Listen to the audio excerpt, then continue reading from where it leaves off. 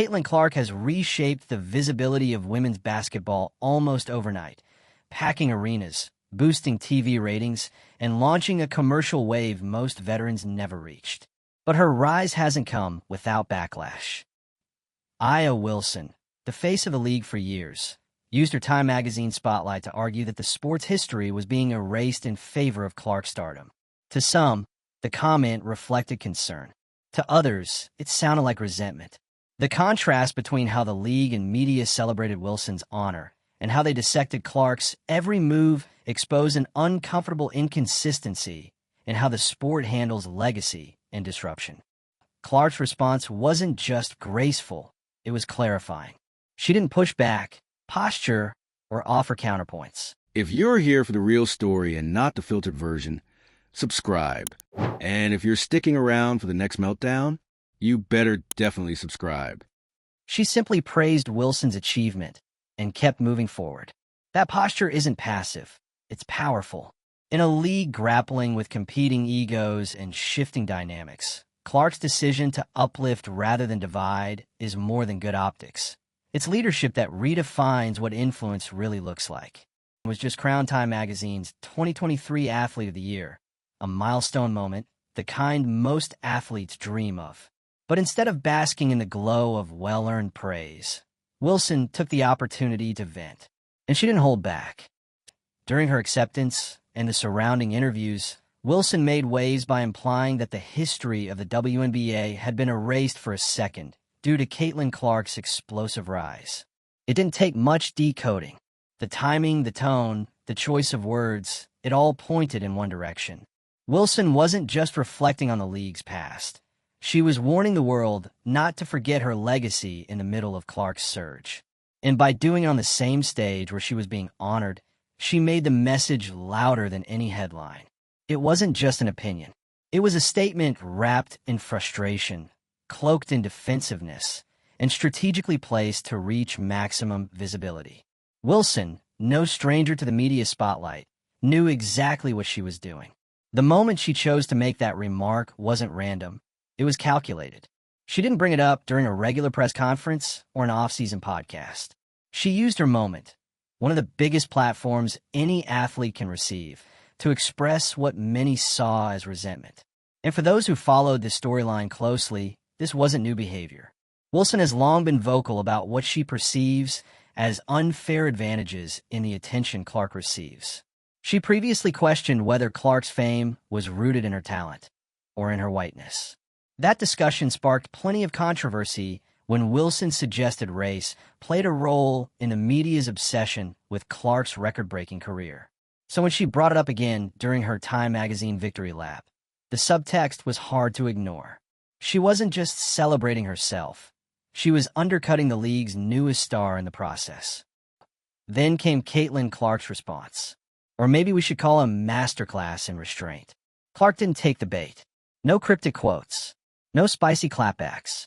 No behind-the-scenes drama aired online. Just a simple, heartfelt Instagram post congratulating Wilson on the award. Clark emphasized how much she respected Wilson's accomplishments and made it about what it should have been all along, the game. And that was it. No drama. No escalation. No ego. Just grace. Leadership. And a quiet reminder that you don't have to respond to every shot fired. Sometimes silence says everything. Clark's reaction didn't just neutralize the controversy, it flipped the narrative. The difference in tone between Wilson's indirect criticism and Clark's maturity was obvious, and it highlighted a truth that's becoming harder for the league to ignore. One is handling her rise with composure and team-first values. The other is watching her spotlight shrink and lashing out. What's striking is how this drama didn't stay between two players. It exposed a larger pattern, a tension that's been simmering in the WNBA for years. The league wants growth. It wants visibility. It wants fans. But when Caitlin Clark brought all of that in one sweeping wave, the response from the league's power players wasn't always celebration. It was skepticism. Clark's presence has been transformative. Her games have broken attendance records. Her merch flies off the shelves. She's signing international endorsements and drawing a level of media attention that the league's never seen before. But instead of rolling out the red carpet, parts of the league are rolling their eyes. Wilson, meanwhile, is being celebrated uncritically. When she receives awards, there's no debate about whether she deserves them. No one questions why she's on the cover of a magazine. No one implies that her success is too fast, too big, or too marketable. But Clark? Every step of her rise has been scrutinized. She's either too famous, too privileged, too young, or too... It's a double standard. One that fans are noticing and calling out. Why is Clark being punished for doing exactly what the WNBA has been asking for? More fans, more attention, more revenue. She's delivering all of that, and still getting side-eyed for how fast it's happening.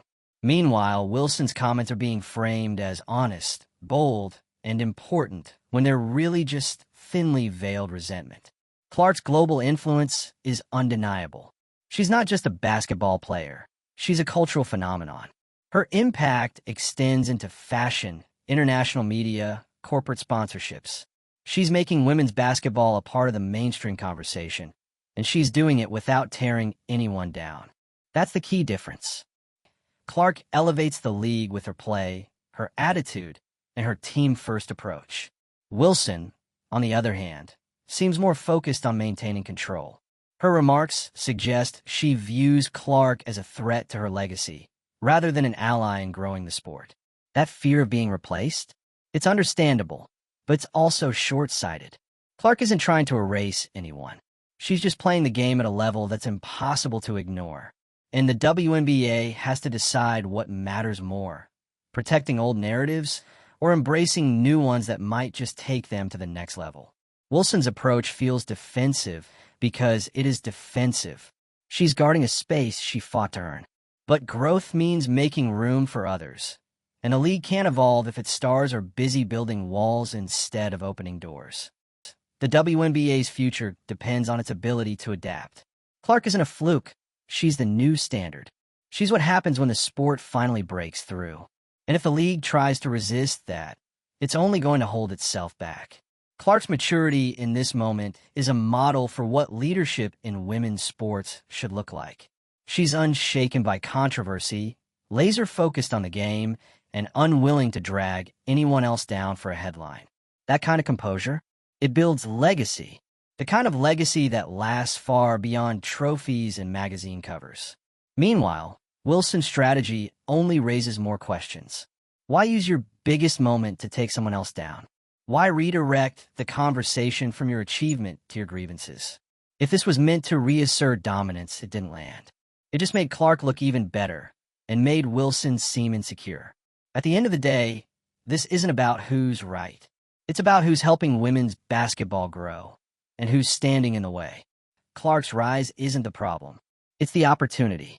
The WNBA finally has a superstar who moves the needle on every level. Ignoring that, or worse, resenting it, isn't just petty. It's self-defeating. So here we are, one player using her platform to divide, another using hers to unite. One focused on legacy, the other on leadership. One clinging to the past, the other carrying the future. The question is, which one will the league follow? Drop your thoughts in the comments. Do you think Wilson crossed the line, or was she just being real? And how do you think Clark's handled all of this? Hit that like button if you're watching this storyline unfold in real time, and subscribe for more breakdowns, because this league drama, it's not slowing down anytime soon. And the longer this tension plays out, the more obvious it becomes. The WNBA is standing at a very real crossroads. One direction leads to unity, growth, and massive cultural relevance. The other? Internal conflict, insecurity, and missed opportunities. What we're witnessing isn't just a personality clash between Caitlin Clark and Aya Wilson. It's a reflection of something deeper, a league wrestling with how to handle the type of success it always said it wanted. For years, the conversation around the WNBA was centered on why the league wasn't getting attention. Why weren't the ratings higher? Why were more people buying tickets? Why weren't corporate sponsors lining up? Well, now they are. And the catalyst for a huge chunk of that momentum is Caitlin Clark. Not because she begged for it, not because the media randomly chose her, but because her talent, her leadership, and yes, her marketability caught fire at exactly the right time. And that right there is the source of the discomfort. Clark didn't climb the ladder the right way. She didn't wait her turn. She didn't fade into the background while veterans collected their accolades. She burst through the door and brought an entirely new audience with her. And the uncomfortable truth? That audience wasn't showing up until she did. That's not an insult to the players who came before her. It's a reality check for the league. If the goal is growth, then you need to support the people actually growing it, not throw shade at them in national magazines. Aya Wilson had the floor. She had the platform. She had a chance to speak as the WNBA's reigning queen. And what did she do? She made it about what she felt was being taken from her, not about what's being built. She used her Time magazine moment to turn what should have been a celebration into a coded complaint. A warning. A message to the masses that the spotlight shouldn't move too fast or too far. But here's the problem. It already has. Because while Wilson is trying to hold on to her legacy, Caitlin Clark is creating a new one in real time. And she's doing it without any of the bitterness. No interviews throwing shade. No coded digs. Just pure performance, team-first mentality, and quiet, consistent grace under pressure. Clark could have easily let Wilson's comments spiral into a public feud. The media would have eaten it up, but she didn't take the bait. Instead, she went high, posting a genuine congratulations. She knew exactly what Wilson meant, and still chose to uplift. That's not weakness. That's power. Because leadership isn't just about being the loudest voice in the room. It's about how you respond when someone tries to cut you down. Clark responded by showing she's not here for drama. She's here for basketball, for her teammates, for the growth of the game. And that's why she's winning, on and off the court. Let's not kid ourselves. Wilson's frustration is rooted in fear. Fear that her time at the top is being overshadowed. Fear that history will remember the name Clark louder than hers. But legacy isn't something you defend with passive-aggressive quotes. It's something you earn by leading when it matters most.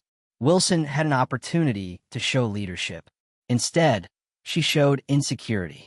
And while she may have gotten applause in some corners for speaking her truth, what she really did was reveal her discomfort with change. Her remarks didn't spark unity. They sparked division.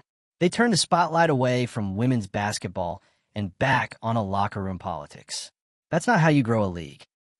What Clark represents is a new era. A generation of players who aren't here to play gatekeeper. They're here to grow the sport, not hoard it. And whether the WNBA is ready or not, that shift is already happening. The numbers don't lie. Ratings have soared. Jersey sales are up. Ticket prices are spiking. And everywhere Caitlin Clark goes, new fans follow. She's not just a player. She's a movement. And while some people see that as threatening, others see it for what it is, an opportunity. Wilson could have been part of that wave. She could have embraced Clark as a teammate in the fight for more visibility, more respect, and more pay. Instead, she's treating her like competition in a zero-sum game that doesn't exist. The WNBA doesn't need fewer Caitlin Clarks. It needs more. More players who inspire. More players who elevate the game. More players who bring in fresh eyes without alienating the core. That's what Clark is doing. She's not pushing anyone out. She's pulling more people in. And the more she gets shaded for it, the clearer it becomes who's focused on progress and who's clinging to. There's also the matter of consistency. When Clark wins awards or signs deals, she gets called overhyped. When Wilson wins awards, she's applauded without critique. That double standard is glaring. You can't criticize Clark for being too popular and then celebrate Wilson's dominance like it's not the exact same kind of recognition, just wrapped in a different narrative. The hypocrisy speaks volumes, and fans see it. They see how quickly the league praises certain voices while questioning others. They see how Clark is expected to carry the league's growth and be humble about it, while others are free to express resentment with no pushback. That kind of inconsistency only deepens the divide, and it risks alienating the very fans the WNBA has spent decades trying to attract. Because if new fans feel like their favorite player is being treated like a problem, they'll stop watching. If Clark becomes the face of controversy instead of celebration, that's not just a PR mistake. is a lost opportunity the league may not get back. It's time to be honest about what this moment really means. Clark's rise isn't erasing history. It's expanding it. It's taking everything the veterans built and launching it to a new level. But that next level requires collaboration, not conflict. And while Wilson's talent is undeniable, her attitude right now is not helping. The league needs its stars to lead, not compete for airtime, not micromanage each other's popularity, not turn moments of celebration into veiled attacks. The real flex is growth. The real power is in unity. Clark has made that clear with every game she's played and every comment she hasn't made. She could have dragged Wilson through the mud. She didn't. She could have pointed out the hypocrisy. She didn't. She just kept showing up, working hard, and proving her worth. And while Wilson may have won the award, Clark won the moment. Because sometimes the biggest statement is the one you don't make. So now, all eyes are on what happens next. Will the league finally support the players who are moving the needle? Will veterans like Wilson embrace the future or fight it? Because what Caitlin Clark has brought to the WNBA is bigger than one player. It's bigger than one team.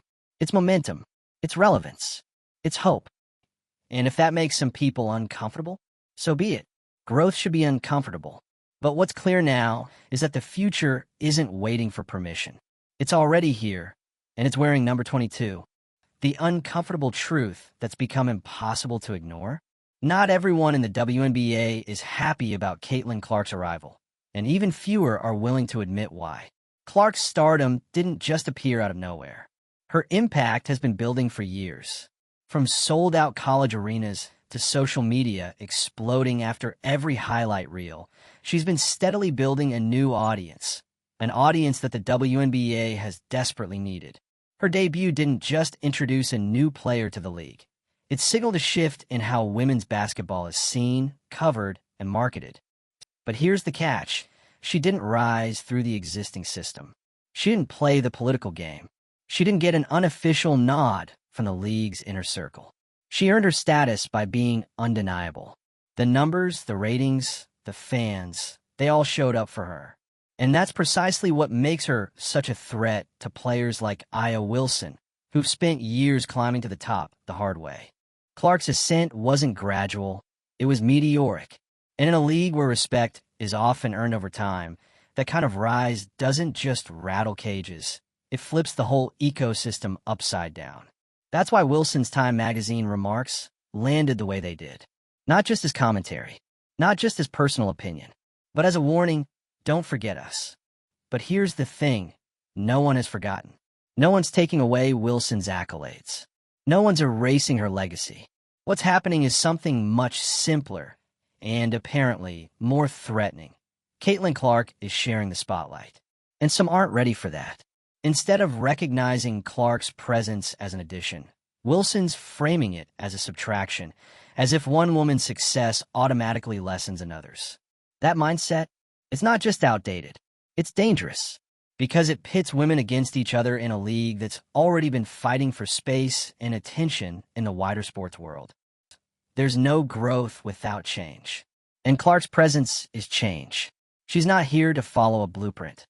She is the blueprint now. And whether the WNBA wants to lean into that or resist, it will define the next chapter of the league's story.